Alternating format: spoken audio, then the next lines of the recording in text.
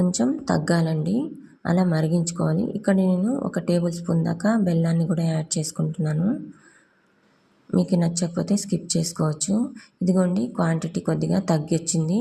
ఇప్పుడు తాలింపు కోసం ఒక గిన్నె పెట్టుకొని అందులోకి 2-3 స్పూన్ల దాకా ఆయిల్ని యాడ్ చేసుకొని 1 టేబుల్ స్పూన్ దాకా ఆవాలు, 1 టేబుల్ స్పూన్ దాకా జీలకర్ర, కొద్దిగా కచ్చపచ్చిగా దంచి పెట్టుకున్న వెల్లుల్లి రెబ్బలు, అలాగే కొద్దిగా ఎండుమిర్చి, కొద్దిగా కరివేపాకును కూడా యాడ్ చేసుకోవాలి.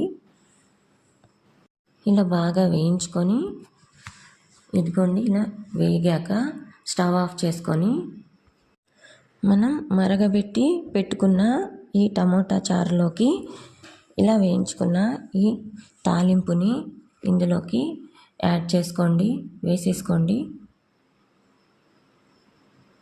అంతేనండి, ఈజీగా సింపుల్గా హోమ్ మేడ్ రసం పౌడర్తో మన